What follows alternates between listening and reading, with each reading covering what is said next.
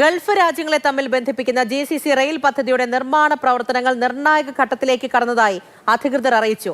2030ഓടെ പദ്ധതി ഉദ്ഘാടനം ചെയ്യുമെന്ന് Gulf corporation council secretary general Jasim Al Budaiwi വ്യക്തമാക്കി. 6 ഗൾഫ് രാജ്യങ്ങളിലെ യാത്രയുടെയും ചരക്ക് നീക്കത്തിന്റെയും മുഖച്ഛായ മാറ്റുന്നതാകും പദ്ധതിയെന്നും അദ്ദേഹം പറഞ്ഞു.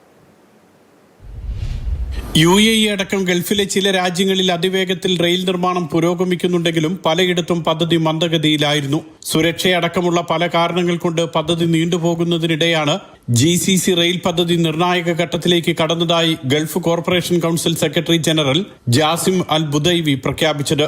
മാത്രമല്ല, അടുത്ത 4 വർഷത്തിനുള്ളിൽ പദ്ധതി പൂർത്തിയാക്കുമെന്നും 2030ഓടെ ട്രെയിൻ ഓടിത്തുടങ്ങുമെന്നും അദ്ദേഹം അറിയിച്ചു. UAE, Qatar, Saudi Arabia, Kuwait, Bahrain, Oman എന്നീ ഗൾഫ് രാജ്യങ്ങളിലൂടെയാണ് GCC റെയിൽ കടന്നുപോകുക. കുവൈറ്റിൽ നിന്ന് തുടങ്ങി ഒമാനിൽ അവസാനിക്കുന്ന വിധത്തിലാണ് പദ്ധതി. ആകെ 2177 കിലോമീറ്റർ നീളമുണ്ടാകും.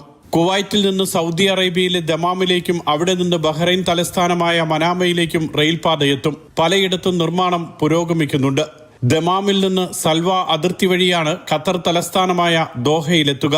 സൗദി അറേബ്യയിൽ നിന്നുമാണ് UAEയിലേക്കും തുടർന്ന് സോഹാർ വഴി ഒമാൻ തലസ്ഥാനമായ മസ്കറ്റിലേക്കും പാത എത്തുന്നത്.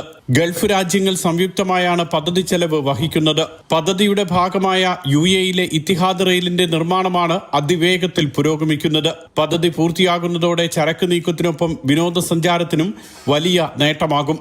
Mathrubhumi news, Dubai.